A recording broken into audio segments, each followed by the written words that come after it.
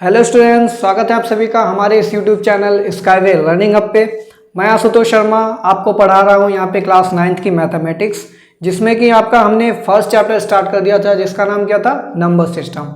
और number system में हमने अभी तक 4 लेक्चर्स भी ले लिए हैं। ठीक है, अगर आपने हमारे 4 लेक्चर्स नहीं देखे हैं तो नीचे डिस्क्रिप्शन बॉक्स में जाइएगा, आपको हमारी प्लेलिस्ट की लिंक मिल जाएगी। प्लेलिस्ट की लिंक में जैसे ही क्लिक करेंगे आपको हमारे बाकी के 4 लेक्चर्स मिल जाएंगे। तो अगर आपने कोई भी लेक्चर हमारा मिस किया हो तो लेक्चर जाकर के देख सकते हैं प्लेलिस्ट में। ठीक है, और अगर आप हमारे चैनल पर नए हैं तो प्लीज़ चैनल को सब्सक्राइब भी कर दीजिए।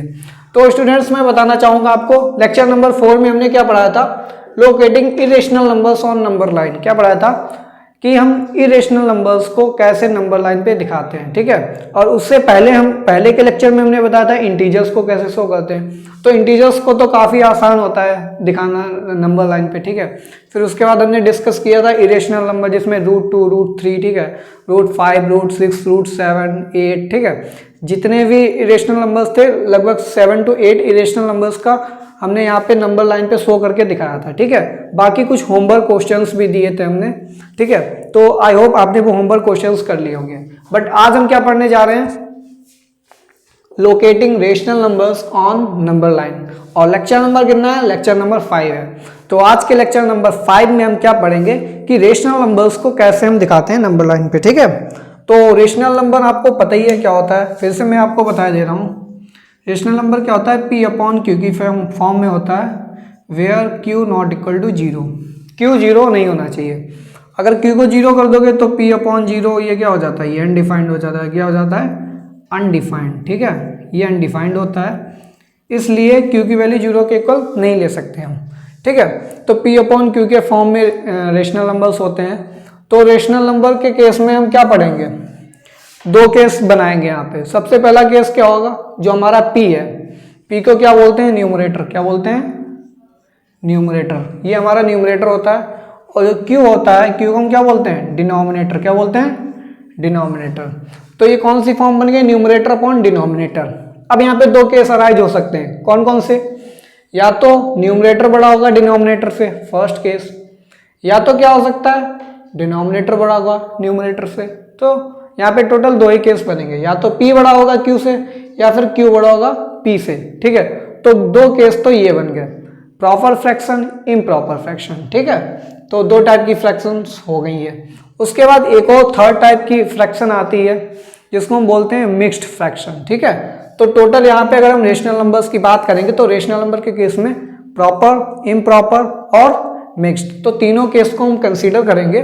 और तीनों ही केस में हम कैसे, अगर प्रॉपर फ्रैक्शन आ रही है तो उसको कैसे नंबर लाइन पे शो करेंगे, इम्प्रॉपर फ्रैक्शन है तो उसको कैसे नंबर लाइन पे शो करेंगे, अगर मिक्स्ड फॉर्म में है तो उसको कैसे सॉल्व करेंगे। ठीक है, तो ये तीनों चीजें हम पढ़ेंगे, तीनों केसेस को कंसीडर करेंगे।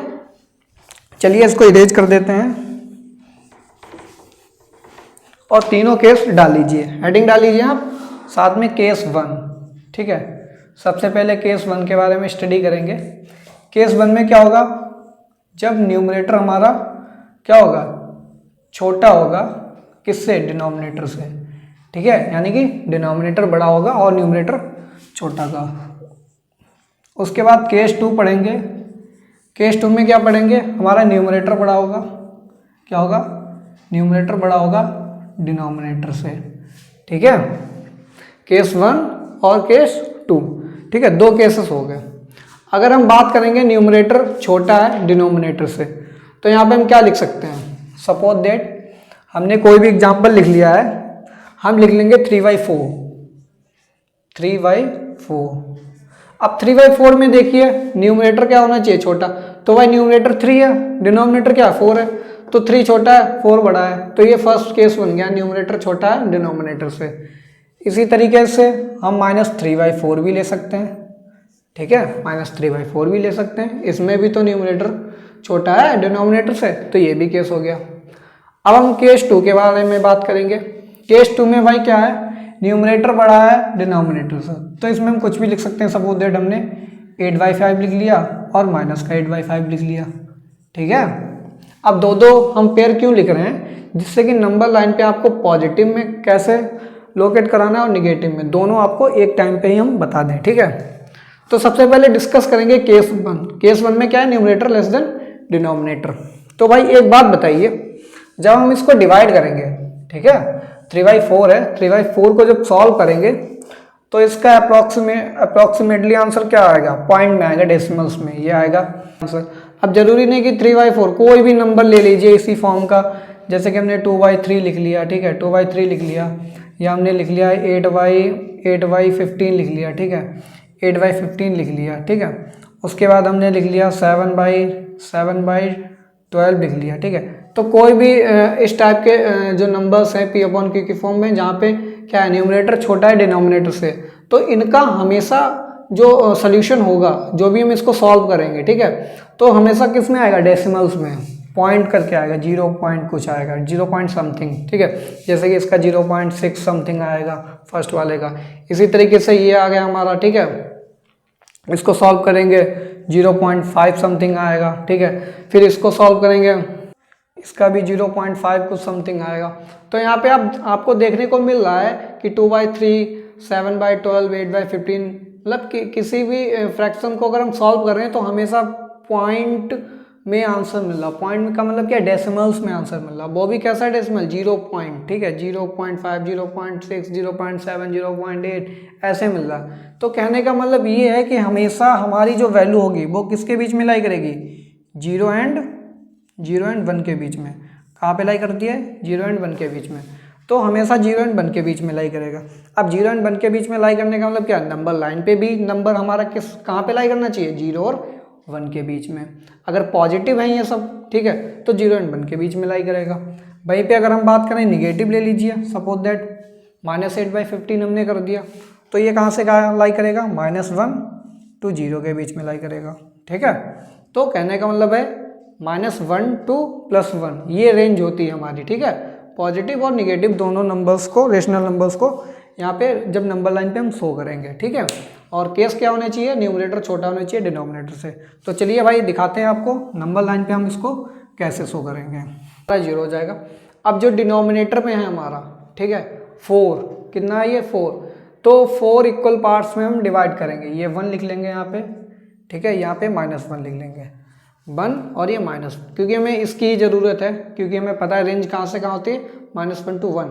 तो हम क्या करेंगे, ये 4 डिनोमिनेटर में है, तो डिनोमिनेटर में जो भी लिखा होगा उतने इक्वल पार्ट्स में हम डिवाइड कर लेंगे। सपोज दैट हमें 3/4 को दिखाना है, तो हमें पॉजिटिव रीजन में वर्क करना है, तो ठीक है, तो पॉजिटिव रीजन में वर्क करेंगे तो हम 4 इक्वल पार्ट्स में डिवाइड करेंगे, ठीक है, 1 2 3 4, ठीक है, 1 2 3 4, 4 इक्वल पार्ट में हमने डिवाइड कर लिया 0 और 1 को, ठीक है। 0 1 को कितने पार्ट में ब्रेक कर लिया, 4 इक्वल पार्ट्स में। अब हमें क्या चाहिए, 3/4। तो यहाँ से स्टार्ट करेंगे, ये हमारा क्या हो जाएगा, ये हमारा 1/4 हो जाएगा, ये 2/4, ये 3/4, और ये हमारा क्या हो जाएगा 4/4। 4/4 क्या होता है, 1 होता है, ठीक है। हमें क्या चाहिए, 3/4। तो ये वाला जो पॉइंट मिलेगा हमें, P पॉइंट, ये P पॉइंट हमारा क्या हो जाएगा, 3/4 रेशनल नंबर हमने नंबर लाइन पे शो कर दिया। इसी तरीके से -3/4 क्या होगा, सेम, कुछ नहीं करना, यहाँ पे भी निगेटिव पार्ट में 0 से -1 के बीच में इसको हमें 4 पार्ट्स में ब्रेक करना होगा। तो 1 2 3 4, ठीक है। तो यहाँ से स्टार्ट करेंगे, हमारा क्या बन जाएगा, ये बन जाएगा -1/4, ठीक है, ये -2/4 हो जाएगा, ये -3/4 हो जाएगा, और ये -4/4 हो जाएगा। आपको ये सारे पॉइंट्स लिखने नहीं है, मैं आपको समझाने के लिए बता रहा हूँ किस तरीके से ये वर्किंग चलती है। आपको क्या चाहिए, -3/4, तो ये जो पॉइंट हो जाएगा P डैश, ये P डैश हमारा क्या हो जाएगा, -3/4, ठीक है। तो ये आपका एक एग्जाम्पल हो गया। कोई भी रेशनल नंबर को आप यहाँ पे शो कर सकते हैं, ठीक है। आप जैसे ले लीजिए 2/7, ठीक है, 2/7, -2/7, इन दोनों को अगर दिखाना हमें नंबर लाइन पे तो कैसे दिखाएंगे, तो कुछ नहीं करना, यही जो नंबर लाइन है हमें इसको 7 पार्ट्स में डिवाइड करना होगा। कितने पार्ट्स में, 7 इक्वल पार्ट्स में। चलिए आपको दिखा देते हैं एक और एग्जांपल। ये हमने नंबर लाइन बनाई, ठीक है, ये हमारा 0 हो गया, ये हमारा 1 हो गया, ये हमारा -1 हो गया, ठीक है, ये 1 ये -1। अब हमें कितने पार्ट्स में ब्रेक करना होगा, डिनोमिनेटर में देखिए कितना लिखा, 7, तो 7 पार्ट्स में डिवाइड करेंगे, 1 2 3 4 5 6 7, 1 2 3 4 5 6 7, 7 पार्ट्स में डिवाइड कर लिया 0 1 को। इस तरीके से इधर भी करेंगे 1 2 3 4 5 6 7, ठीक है। नेमिंग कर दीजिए यहाँ पे 1 2 3 4 5, सॉरी 1 2 3 4 5 नहीं करना आपको,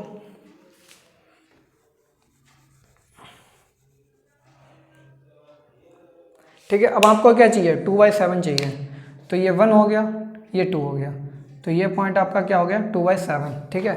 फिर आपको -2/7 चाहिए, अब इधर से स्टार्ट कीजिए, -1 हो गया, ये -2/7, ये कितना हो गया माइनस का 2/7, ठीक है। तो ये पॉइंट हो गया P और ये पॉइंट हो गया Q, और ये आप नोट कर लीजिए 0 से P की जो डिस्टेंस है 2/7, वही 0 की Q से डिस्टेंस होगी। यहाँ पे क्या होगा OP = OQ, ठीक है। QO लिख लीजिए या OQ लिख लीजिए, दोनों की डिस्टेंस सेम होती है, ठीक है, क्योंकि सेम डिस्टेंस पे होते हैं। ये भी 7 पार्ट्स में डिवाइड किया, ये भी 7 पार्ट्स में डिवाइड किया, ठीक है। और ये 2/7 प्लस में था, ये 2/7 माइनस में था। तो ये तो बात हो गई भाई फर्स्ट केस की। फर्स्ट केस में हम कैसे शो करते हैं। अब हम बात करेंगे सेकेंड केस की।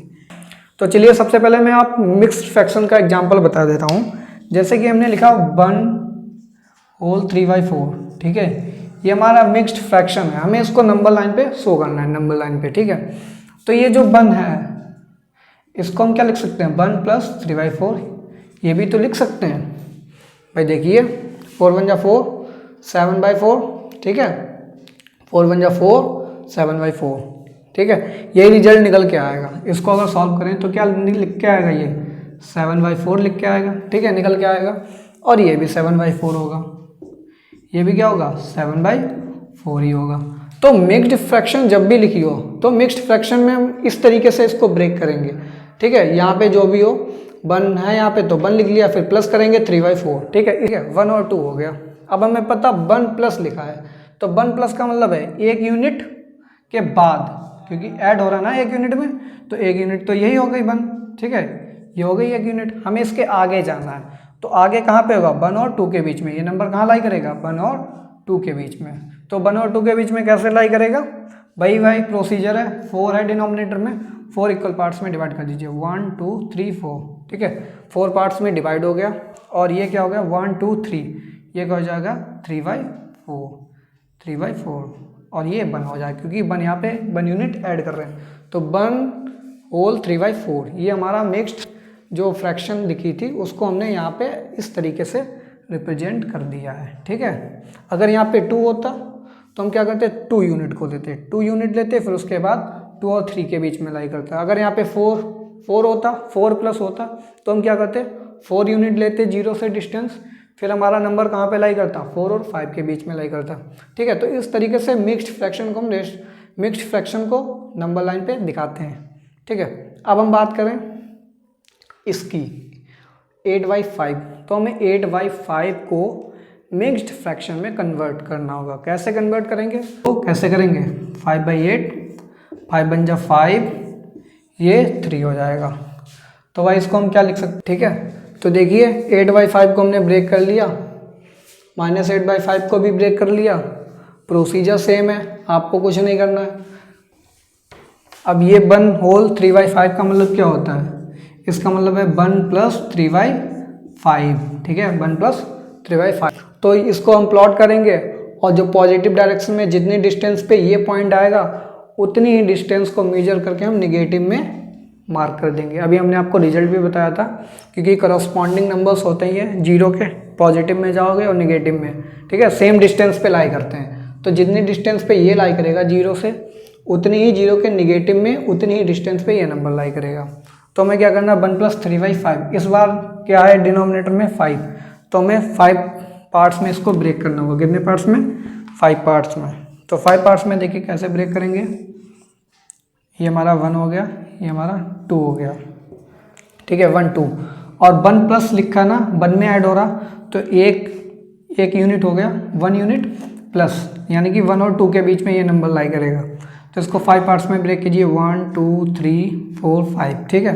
5 पार्ट्स में ब्रेक कर लिया, हमें क्या चाहिए 3/5, तो यहाँ से काउंट कीजिए 1 2 3, ये क्या हो गया 3/5, और 1 ऐड हो रहा है इसमें, तो 1 होल 3/5 ये हमारा नंबर हो गया। ठीक है, और इतनी ही डिस्टेंस पे अगर आप नेगेटिव में 0 के लेफ्ट में मार्क कर देते हैं तो हमारा कौन सा नंबर आ जाएगा, ये वाला। अगर मार्क ना करना चाहें डिस्टेंस मेजर करके तो आप वैसे भी कर सकते हैं बाई मेथड जो हमने बताया। ये -2 हो जाएगा, ये -1 हो जाएगा, ये -1 और -2 के बीच में लाई करेगा। हम क्या करेंगे 1 2 3 4 5 पार्ट्स में डिवाइड हो गया, 1 2 3 ये हो जाएगा -3/5 और ये 1 होल -3/5। ठीक है, तो ये हमारा देखिए डिवाइड होकर के आ गया। ये हमारा पॉइंट हो गया P डैश, ये हमारा पॉइंट हो गया P। तो P और P डैश हमारे पॉइंट्स हो गए जो हमारे इस रेशनल नंबर को नंबर लाइन पे दिखा रहे हैं। ठीक है, पोजीशन को। तो स्टूडेंट्स आप दोनों केसेस समझ गए। न्यूमरेटर छोटा होगा डिनोमिनेटर से तब कैसे दिखाएंगे, जब न्यूमरेटर बड़ा होगा डिनोमिनेटर से तब कैसे नंबर लाइन पे दिखाएंगे उस केस में। ठीक है, मिक्स्ड फ्रैक्शन में कन्वर्ट करेंगे। मिक्स्ड फ्रैक्शन में कन्वर्ट करने के बाद इसको इस फॉर्म में ब्रेक करेंगे। ब्रेक करने के बाद नंबर लाइन पे हम इसको शो कर देंगे। ठीक है, तो स्टूडेंट्स रेशनल नंबर्स को ऐसे शो किया जाता है। यहाँ पे कुछ एग्जांपल्स मैं और दे दूंगा आपको होमवर्क में करने के लिए, आप उनको अपनी कॉपी पे कर लीजिएगा, फेयर कॉपी पे। इनको क्या कराना है, locate these numbers on number lines. Locate these rational numbers. ठीक है, locate these rational numbers on number line. ठीक है, ऑन नंबर लाइन। तो नंबर लाइन पे आपको ये सारे तीनों नंबर्स शो करने हैं। ठीक है, और ये आप खुद से करेंगे। यहाँ पे हमने सब कुछ आपको बता दिया कि किस तरीके से हम इनको सॉल्व करेंगे और किस तरीके से इनको नंबर लाइन पे दिखाएंगे। उसके बाद हमारा नंबर्स। ठीक है, अब हम डेसिमल नंबर्स को कैसे नंबर लाइन पे शो करेंगे वो पढ़ेंगे। तो भाई इसके लिए एक मेथड होता है जिसका नाम होता है सक्सेसिव मैग्नीफिकेशन। क्या होता है, सक्सेसिव, ये हमारा होता है successive magnification method. Successive magnification method. तो सक्सेसिव मैग्नीफिकेशन मेथड के द्वारा हम डेसिमल नंबर्स को नंबर लाइन पे शो करते हैं। अब भाई सक्सेसिव का मतलब क्या होता है, तो सक्सेसिव का मतलब होता है एक तरीके से आप मान लीजिए इंक्रीजिंग। क्या मान लीजिए, इंक्रीजिंग। ठीक है, यानी कि बढ़ते हुए क्रम में सक्सेसिव। ठीक है, लगातार बढ़ रहा है। ठीक है, क्रमानुसार सक्सेसिव हो गया। फिर मैग्नीफिकेशन, तो ये मैग्नीफिकेशन आपका फिजिक्स का एक वर्ड है। मैग्नीफिकेशन मीन्स छोटे ऑब्जेक्ट को बहुत ही बड़ा 10 टाइम्स 20 टाइम्स लार्ज साइज में दिखाता है। ठीक है, जैसे बहुत छोटे छोटे माइक्रोस्कोपिक ऑब्जेक्ट्स होते हैं, उनको अगर आपको देखना है, ठीक है, बड़ा, ठीक है, तो बड़ा देखने के लिए क्या करेंगे आप, उनको मैग्नीफाई करेंगे। तो मैग्नीफाई करने के लिए मैग्नीफाइंग हमारे इंस्ट्रूमेंट्स होते हैं। ठीक है, जैसे टेलीस्कोप होता है, ठीक है, माइक्रोस्कोप होता है। ठीक है, तो हम क्या करते हैं, माइक्रोस्कोप के द्वारा क्या होता है, माइक्रो ऑब्जेक्ट्स जो होते हैं वो बहुत ही बड़े दिखाई देने लगते हैं। तो भाई मैग्नीफिकेशन हो गया। फिर उसके बाद ये तो मेथड हो गया हमारा। तो सक्सेसिव मैग्नीफिकेशन, तो सक्सेसिव मैग्नीफिकेशन का मतलब है जूम करते रहेंगे। जूम आपने जूम तो देखा होगा, फोटोज को जूम करते हैं बिल्कुल। अगर आपको बहुत ही बारीक से देखना हो फोटो, तो भाई यहाँ पे फोटो ही हमको देखना है, कुछ नहीं देखना है। क्या करेंगे, जूम करेंगे। अब भाई ये तो बोर्ड है, तो बोर्ड में तो जूम कर नहीं पाएंगे, मैथमेटिक्स के स्टूडेंट है, तो हमें मैथमेटिक्स में सब कुछ प्रूव करके दिखाना होता है। तो यहाँ पे भी एक मेथड है सक्सेसिव मैग्नीफिकेशन, उसके द्वारा हम डेसिमल नंबर को जूम करेंगे। क्या करेंगे, जूम। तो भाई इसको और अच्छे से समझ लीजिए बिल्कुल, इसको हम बोलेंगे जूमिंग मेथड। क्या बोलते हैं, जूमिंग मेथड। तो ये हमारा जूमिंग मेथड हो गया। हालांकि ये बुक में नहीं नाम लिखा है जूमिंग मेथड, मैं अपनी तरफ से बता रहा हूँ जूमिंग मेथड। बाकी आप कहीं बुक में मत ढूंढने लगना कि जूमिंग मेथड होता है। जूमिंग मेथड का मतलब है आप जूम करेंगे। ठीक है, अब जूम कैसे करना है तो उसके लिए एक एग्जाम्पल लेंगे, एग्जाम्पल के द्वारा आपको बताएंगे। 4.862 हमारे पास एग्जाम्पल क्या है, 4.862। अब इस डेसिमल नंबर को हमें नंबर लाइन पे दिखाना है। ठीक है, नंबर लाइन पे हमें दिखाना है। तो क्या करेंगे, सबसे पहले नंबर लाइन एक ड्रा करेंगे। ठीक है, 4 हो गया और 5 हो गया। अब हमें पता है 4.862 किसके बीच में लाई करेगा भाई? 4.862 किसके बीच में लाई करेगा? 4 और 5 के बीच में। किसके बीच में? 4 और 5 के बीच में लाई करेगा। तो हम क्या करेंगे, 4 और 5 एक डिस्टेंस मेजर कर लेंगे, थोड़ी बड़ी ले लेना क्योंकि जूमिंग मेथड है। तो 4 और 5 हमने एक डिस्टेंस ले ली, ठीक है। 4 और 5 के बीच में ये नंबर लाई करेगा, डेसिमल नंबर। इसको हम 10 पार्ट्स में डिवाइड करेंगे। कितने पार्ट्स में? 10 पार्ट्स में। तो 10 पार्ट्स में डिवाइड कीजिए भाई। 1 2 3 4 5 6 7 8 9, ठीक है। तो आप मेजर कर लीजिएगा, बिल्कुल इक्वल होने चाहिए सारे के सारे पार्ट्स। तो हमने इसको 1 2 3 4 5 6 7 8 9 10 हो गया, ठीक है। तो ये 4.1 हो गया। कितना हो गया? 4.1। ये 4.2 हो जाएगा, ये 4.3 4.4 4.5 4.6 4.7 4.8 4.9 और ये पूरा क्या हो जाएगा? 5, ठीक है। तो 4 और 5 के बीच में हमने 10 डिविजन्स ले लिए। 10 डिविजन्स में हमने मार्क कर दिया 4.1 2 3 4 5 6 7 4.9 तक हमने मार्क कर दिया। अब भाई ये 4.86 है। कितना है? 4.86। तो 4.86 किसके बीच में लाई करेगा? 4.8 एंड 4.9 के बीच में लाई करेगा। 4.8 और 4.9 के बीच में लाई करेगा। तो सिंपल सी बात है, हम क्या करेंगे, ये क्या करेंगे 4.8 और ये 4.9, ठीक है। 4.8 4.9, तो यहाँ पे लिख लेंगे 4.8 को हम जूम कर रहे हैं, ठीक है। हमने जूम कर दिया 4.8 और नंबर लाइन फिर से एक ड्रा कर ली, ठीक है। तो ये 4.9, ये पॉइंट हो गया 4.9, ठीक है। ये 4.9 और 4.8, तो हमने इस पार्ट को जूम कर लिया, देखिए, ठीक है। हमने जूम किया 4.8 4.9। अब हम क्या करेंगे, फिर से 10 डिविजन्स लेंगे। कैसे लेंगे? 1 2 3 4 5, ठीक है, 6 7 8 9 10 डिविजन्स हो गए। अब ये कितना हो जाएगा? ये 4.81 होगा। ऐसे ही 4.82 4.83 84 85 86 87 8 9 और फाइनली 4.9। अब ये देखिए 4.862 है, तो हमें कितना चाहिए? 4.86। तो 81 82 83 84 85 86, ये कितना हो जाएगा? 4.86। कितना हो जाएगा? 4.86। ये कितना हो जाएगा? 4.87। ये 2 पॉइंट्स हमको मिल गए, ठीक है। यहाँ पे भी 2 पॉइंट्स मिले थे। अब ये जो वैल्यू है 862, तो 862 किसके बीच में लाई करेगी? 861 862, ठीक है, इसी के बीच में लाई करेगी। किसके बीच में लाई करेगी? 4.86 और 4.87 के बीच में। तो हम क्या करेंगे, फिर से इसको जूम कर देंगे भाई।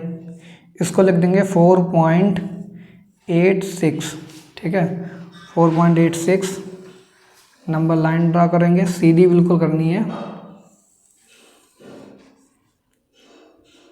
और इसको ये दिखा देंगे। तो ये हमारा होगा 4.86। ये कितना हो गया? 4.87। कितना हो गया? 4.87 4.86 4.87, ठीक है। इसको भी जूम कर दिया भाई हमने। इसको भी जूम करेंगे, इसको भी 10 इक्वल पार्ट्स में डिवाइड करेंगे। हो जाएगा, ये हो जाएगा 4.861, ये हो जाएगा 4.862, ये हो जाएगा 4.863, ठीक है। और हमें चाहिए कितना? 4.862। तो ये पॉइंट जो हमारा निकल के आया, ये पॉइंट जो है हमारा फाइनली कितना हो जाएगा? 4.862। देखिए अब हमने कितना जूम किया। पहले तो हमने 4 और 5 के बीच में प्लॉट किया भाई 10 डिविजन्स। फिर हमने देखा 4.8 है तो 4.86 है, तो 86 कहाँ लाई करेगा? 4.8 4.9 के बीच में। तो 4.8 और 4.9 को हमने जूम किया। सेम प्रोसीजर 10 पार्ट्स में डिवाइड कर दिया। डिवाइड करने के बाद हमने क्या देखा भाई? 862 है, तो 862 कहाँ लाई करेगा? 4.86 और 4.87 के बीच में। तो इसको फिर से जूम कर दिया, क्योंकि यहाँ पे तो दिखा नहीं सकते, काफ़ी छोटे छोटे छोटे पार्ट्स हो जाएंगे, आपको दिखेंगे नहीं। तो हमें क्या करना पड़ेगा, जूम करना होगा। तो 4.86 4.87 को जूम किया तो इसको यहाँ पे दिखा दिया 4.86 4.87, ठीक है। दोनों को जूम किया, फिर से हमने 10 पार्ट्स में डिवाइड कर लिया। फिर हमने क्या किया, 4.86, ये 4.86 हो गया, ये 4.861 हो गया, ये 4.862 हो गया, ये 4.863 हो गया, ऐसे ये 64 65 67 68 69, ठीक है 7, ठीक है। फाइनली हमारा क्या बन जाएगा, 4.870 मिल जाएगा। तो हमें क्या चाहिए था, 4.862। तो ये देखिए पॉइंट हमारे पास मिलके आ गया 4.862, ठीक है। तो भाई यहाँ पे देखिए डेसिमल के बाद कितने पॉइंट्स थे, कितने डिजिट्स थी, 1 2 3 डिजिट्स थी। तो 3 डिजिट्स थी तो हमने 3 नंबर लाइन यहाँ पे ड्रॉ की, ठीक है। 3 नंबर लाइन ड्रॉ की, इसका मतलब क्या है, हमने 2 बार मैग्नीफिकेशन किया। कितनी बार किया, 2 बार मैग्नीफिकेशन। अगर यहाँ पे 4 डिजिट्स होती तो आपको 4 बार यही प्रोसेस लगाना पड़ता, ठीक है। 4 नंबर लाइन ड्रा होती, 3 बार मैग्नीफाई करना होता। अगर 5 डिजिट्स होती तो कितनी बार मैग्नीफाई करना होता, 4 बार मैग्नीफाई करना होता। तो लिख लीजिए आफ्टर डेसिमल के बाद after decimal if number of digits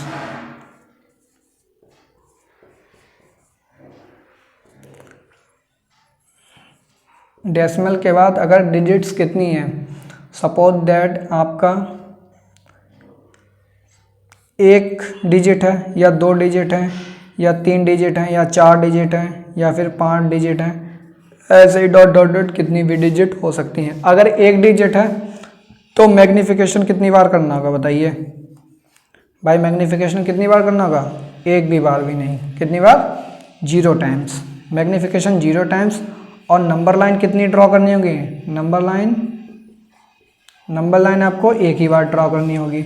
अगर यहाँ पे डेसिमल के बाद, ठीक है, डेसिमल के बाद अगर 2 डिजिट्स हैं तो एक बार मैग्नीफिकेशन करना होगा।